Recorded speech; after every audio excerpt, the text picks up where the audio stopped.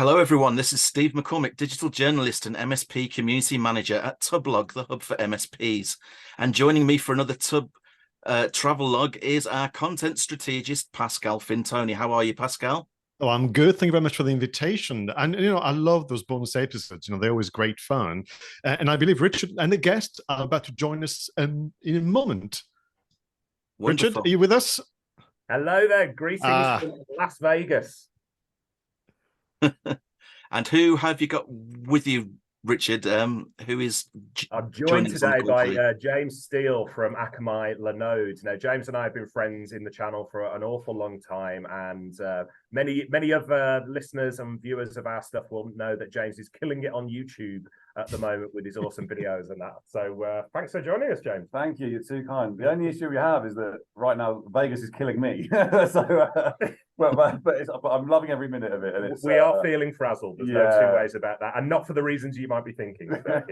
Well, we have a few questions for you in a moment that we can find out. But let's get into this. So what are you both and many others doing in Las Vegas?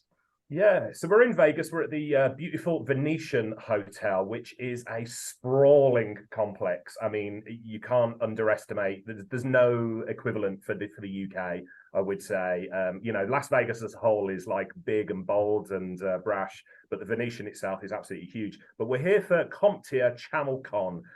So many listeners will know that CompTIA is like a trade association for the IT industry. And Stephen, I know you're a big part of the CompTIA community in the UK. I served as the first chairman of the community many years ago, but it has grown and grown and grown. And CompTIA, global organization. So we've got people from all over the world joining us today. The great and the good from the managed service industry, and me and James. And CompTIA's also got a big education arm. So lots of people might be familiar with CompTIA, primarily from their certification program. They've got the A+ and the Network Plus, and so lots of people getting into the IT industry do this thing. So there's also a lot of universities and colleges from the US and around the world here as well. So it is huge, isn't it, James? There's a lot going on. Absolutely. I mean, well, this is the flagship event, right, for CompTIA. I mean, this is the big one.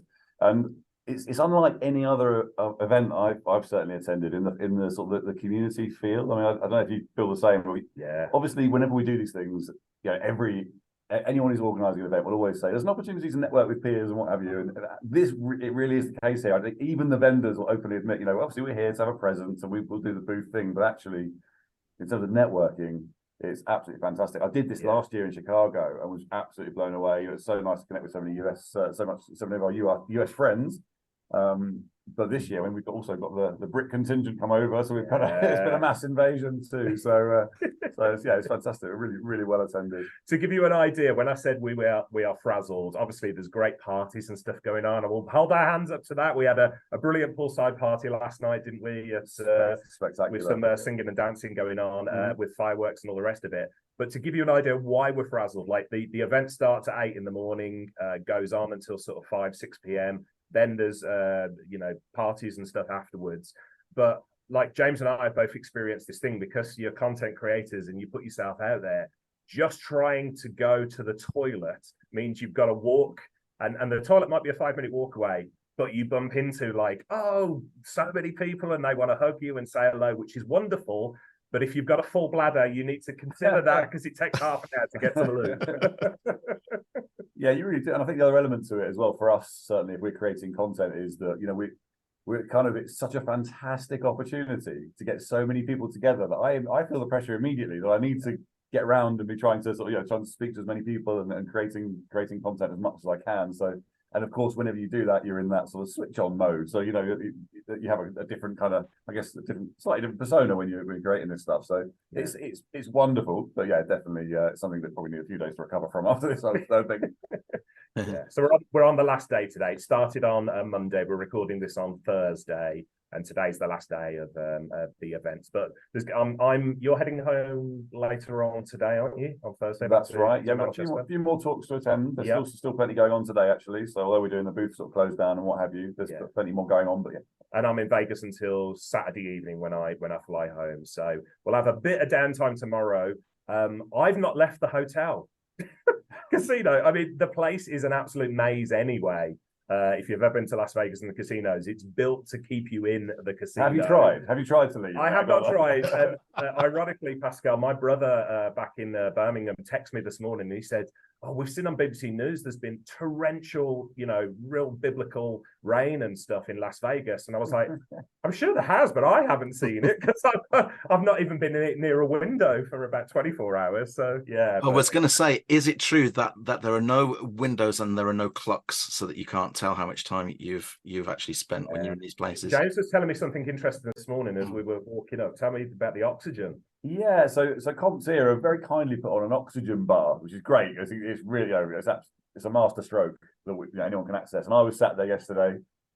Actually, it was great, rejuvenating myself, and chatting to the lady who was running it. And she said, "Oh, do you realise that all the casino floors are actually pumping oxygen in just to keep people up, around the clock, spending their money?" Yeah, of course.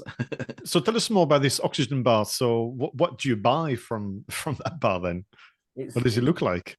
It's kind of bizarre. It looks like it's kind of a sort of scientist's lab. So you have the boiling pots of different coloured ones. So you got like eucalyptus, I think there's like a citrus one, and it's kind of like, she kind of sounds a little bit like a drug dealer in the way she sort of says, "John, like, what do you need? Uppers, downers?" And then you kind of pick your flavour, and then you all sit next to each other.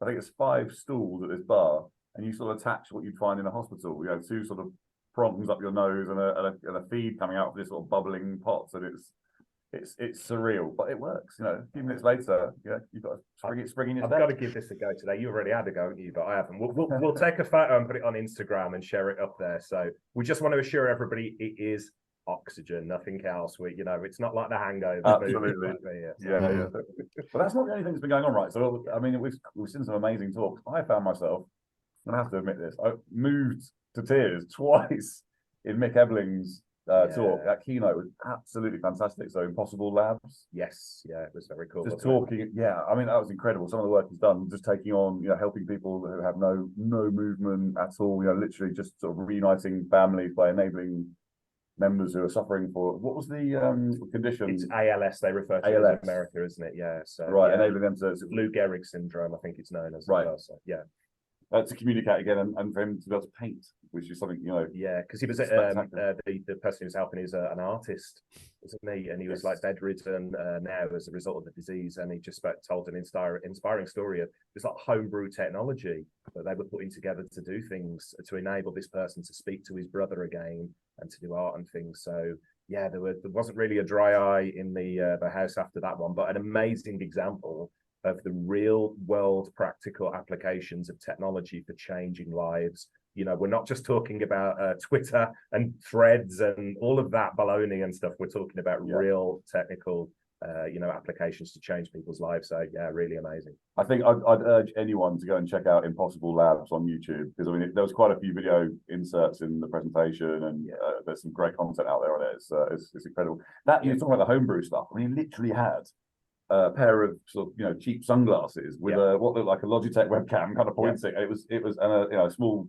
processor board and whatever it was, some code to pick up on iris movement, and that was it. I mean, it's just incredible. And obviously there's loads of conversations about artificial intelligence and things, but the great thing about CompTIA is, obviously there's a huge managed service provider element to it, which is our bread and butter, but it goes beyond that. So there's I attended a really good session yesterday by Tracy Pound, our fellow Brit, who we refer to as the Supreme Overlord, but it's because she's the chair of the CompTIA committee. So we're really proud of Tracy. But she did a session on marketing, which was and it wasn't the usual stuff. It was getting back to basics and talking about lifetime value of clients, how to attract clients, how to retain clients, things of that nature. But there's been conversations around all sorts of technology here, artificial intelligence. It's just a sprawling event. Anything that you want to talk about, there's people here who will come. You were in Jason's session, weren't you? So Jason, Nick from SharTech, I can't remember everyone on the panel, but I know Sean Nardo was hosting a session, and so there was some great actionable stuff in there about finding a vertical and making sure that, focus on that vertical, get yourself to one of their events, become the expert in the room. Yeah. I mean, we have heard that kind of stuff before, but I think, right, the Brits and I'm not just saying this because we are Brits on the call here, and Pascal, you're an honorary Brit, of course, but the Brits have been standout here. So Tracy Pound, is chair of the CompTIA board. She has been on stage a number of times and really put across a good account of herself. She's got such a presence. But our friend Jason Kemsley of Uptime Solutions has been on Tubb Talk with us a few times before. As James said, he was doing a session yesterday, a panel session on sales for managed service providers, but it went well beyond that. It talked about how to really engage with customers, how to onboard them effectively to make lifetime customers, and again, just fantastic content. So kudos to the Brits because they've really been standing out from the pack here. Yeah, definitely. No, I totally agree. And I think Jason has some great stuff around using during the onboarding process, using like sort of emojis to measure emotion rather than necessarily another KPI. So just to understand, perhaps the customer is going to experience some kind of pain at some point when they onboard with you, because there's there's a lot to do. There's a big adjustment. But if you can actually just keep in touch with, okay, how are they feeling at this point? We expect them probably to be, there's a slight sort of, it's not buyer's remorse, is it? But there's a slight dip in maybe enthusiasm for the project. So just being aware of that and then kind of compensating. The honeymoon effect has sort of wore off, and then you have so Jason was explaining how he knows it's going to be a bit of a drag, and so they use this emoticon system where to let the team know it's probably likely at this point that you're not going to have a sad crying face, but you are going to have maybe a grumpy frustrated face, and to bear that in mind when you're dealing with the client. So we'll have to get Jason on the podcast to talk about that specifically, because it was a really good session. Yeah, I totally agree. Yeah, absolutely. So I was thinking, sorry, Stephen, Ash, I was going to ask you, have you been to Las Vegas before? Because I've been to Los Angeles and I didn't have enough time to get, to Las Vegas, but have you been yourself? Me? Yeah. So 10 years ago, I went on a trip to California, and I went to see the Grand Canyon, and so on the way I went through kind of Death Valley and then Las Vegas. I was only there for one night, but it only really takes one night if you've got the right guide to kind of have a fantastic time. So I went down Fremont Street, and I had my picture taken at the big welcome to Las Vegas sign, but then there was a turn of events because I ended up in a limousine, and there was a bit of a free bar situation going on. So to cut a long story short, only because you don't remember much of it. That's all. Only because I can't remember it. Pretty much. I managed to find myself awake at 4 o'clock in the morning, only to realize I had to be up at 8:30 to do this long trip to the Grand Canyon, and so I was on pretty much pure coffee for the rest of that day. So yeah, but absolutely fantastic time. Yeah. Really good.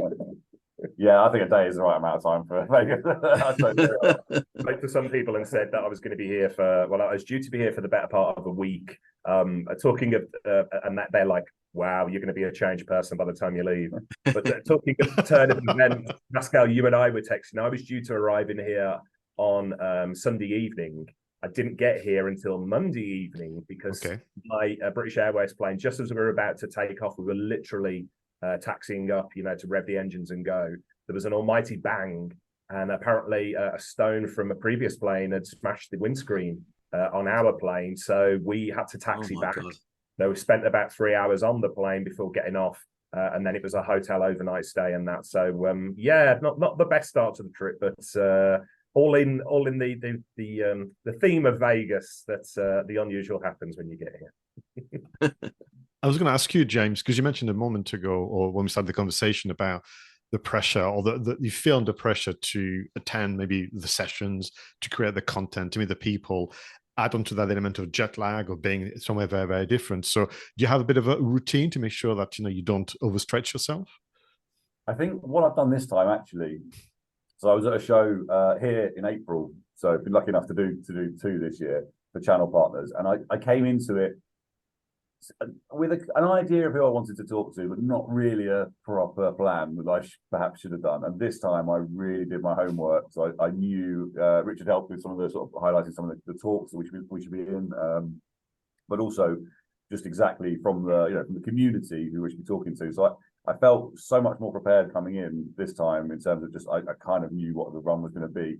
As always, it's the case of, as you say, walking around, you bump into someone, oh, wow, I definitely need to have a chat to you on video, so can we do something? And so it's the ad hoc stuff, but I think that preparation this time has really helped, and I can see I could probably build that out even more actually for next time. I wouldn't come into one without that now.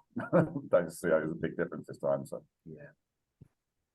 Particularly with something of that magnitude, as you've described. I mean, obviously, forgive me, Richard, your viewers and listeners will be familiar with your work and your kind of your mission.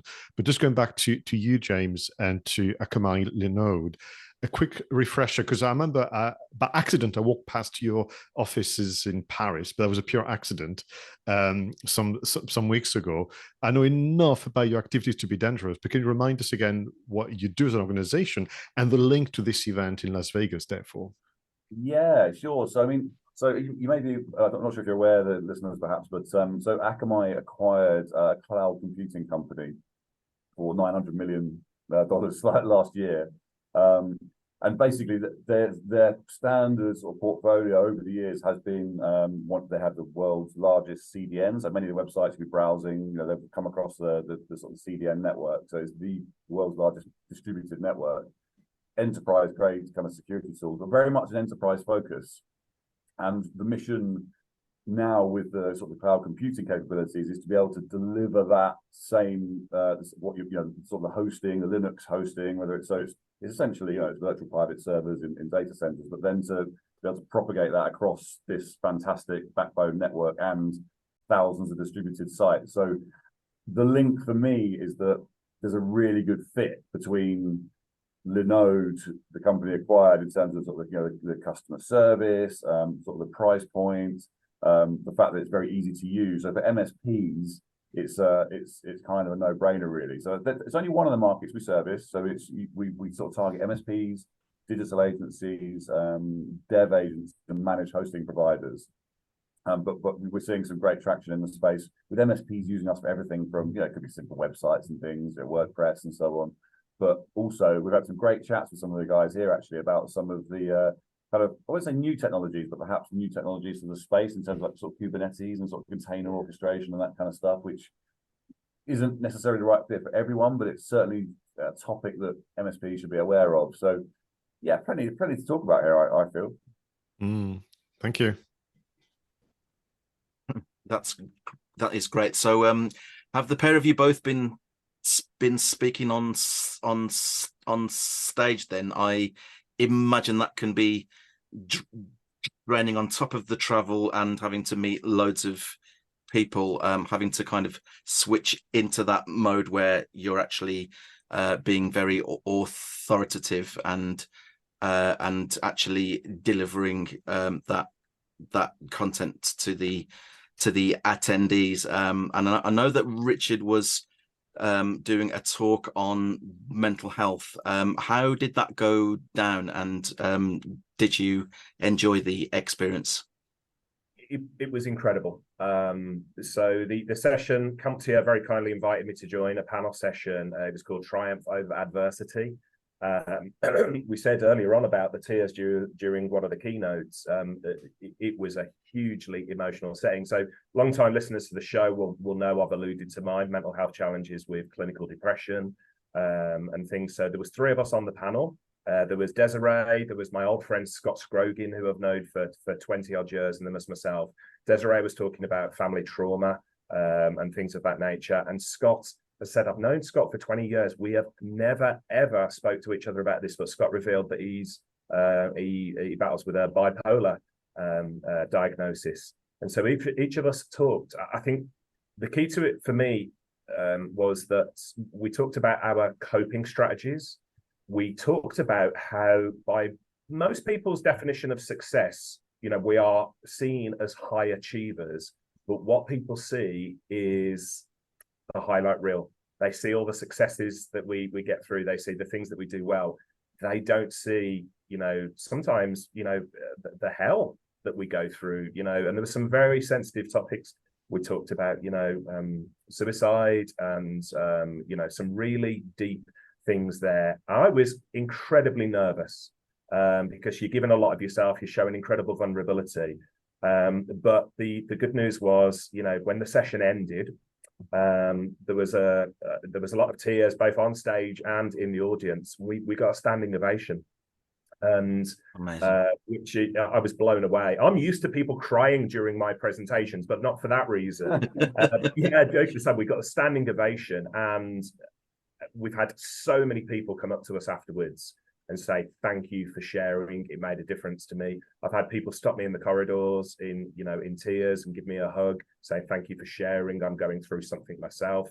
And the people at CompTIA shared with me they'd never had a standing ovation in a breakout session of that nature before. And, I think it will go down as all credit to CompTIA for shining a light on a very delicate subject, but one that needs to be tackled. And, I think for me, it felt like a bit of a change. We've done stuff. Stephen, you and I have been on stage in the UK. We've talked briefly about mental health and things, but this was a session all around some very difficult topics, and for the American audience as well. So it just really heartwarming. It was draining, I will tell you. I'll say to James, when I finally got time on my own, I'm not too ashamed to admit, I burst into tears, and the emotions all came out.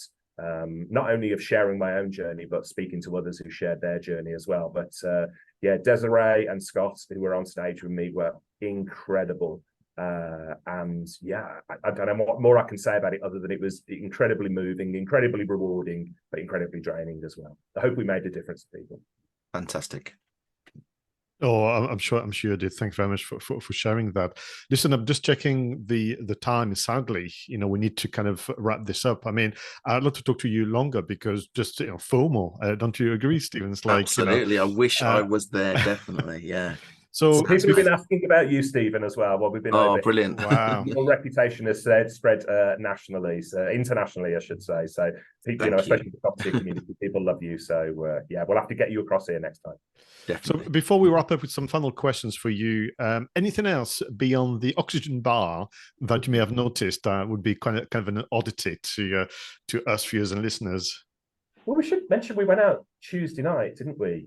We hosted, Linode very kindly hosted a meal. We've glossed over that completely. We've glossed over that completely. But yeah, James and I had a conversation, and we put together, James and his team put together, I should say, this meal where there was myself and MSP legends, Eric Simpson, Carl Palachuk, which is I was excited about it. Those are my two tech heroes of myself. But the Luminaries dinner, and we went to Flight Club, didn't we, at the Venetian, which some people might be familiar with, for an evening of darts, beer, and food. That was it, and it was such a nice informal setting. It was for me, that has paved the way now. I felt like, massively privileged. I have to say thank you for pulling it together. We wouldn't have done it, wouldn't have been able to do it otherwise. But that really, for me, with my sort of vendor head on, when you're looking at, okay, how can we get the most from an event? That intimate time with just a small number of your sort of, they are our target audience at the end of the day. They're sort of selected MSPs. Yeah, we had about 20, 25, was it? Something like that. Yeah, which felt like a good number. I think any more probably wouldn't have had a chance to really get around. But it worked, so much better than I would say, sort of the booth time, which is sort of pretty limited and so on. So yeah, we'll definitely be doing more of that kind of side event. I think probably arranging events that kind of perhaps either 3 days or evenings or whatever it is, but around the bigger conferences that are happening. Yeah, and I've got to say, even channeling my inner Eric Bristow, I completely made a fool of myself on the Oki. I'm not going to share where I finished in the rankings at the end, but it was in the top half of the bottom half. Yeah, superb. Well, listen, before we let you go, we're going to ask you to take part in the Team Tubb Travelogue Quiz. It's all about Las Vegas. We're going to start with you, James, and move on to you, Richard, and then Stephen, you also taking part. So, question number 1 of 3.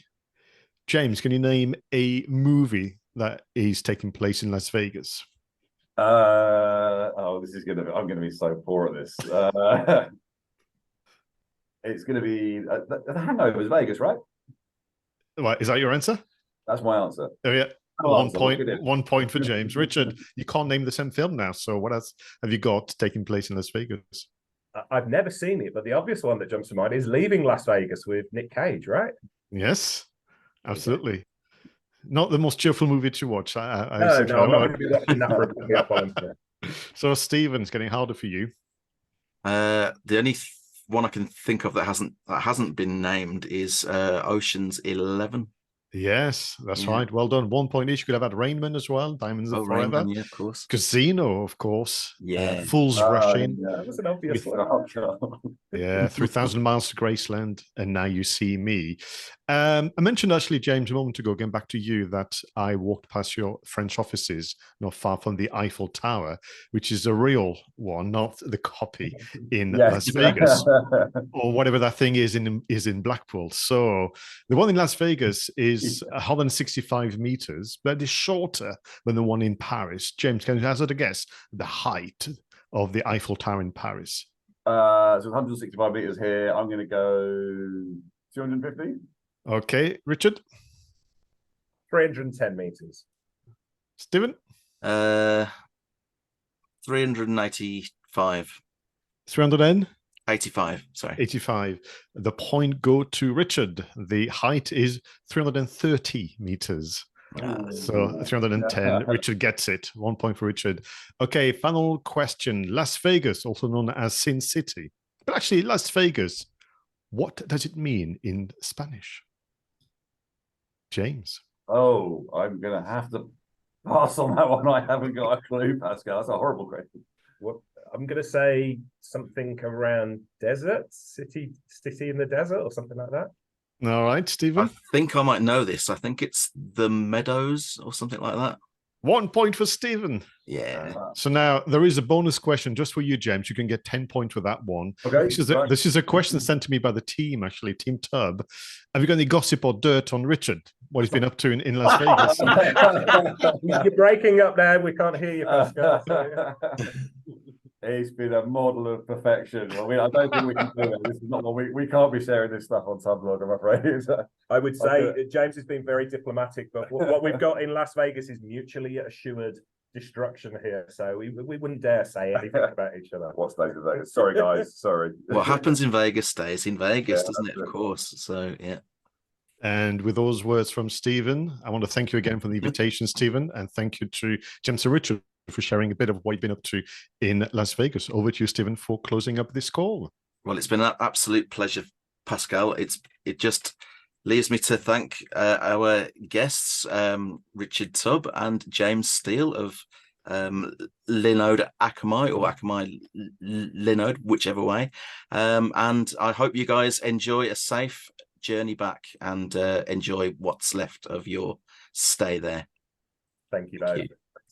Thanks so much, guys. Good to chat. Take care. Bye-bye.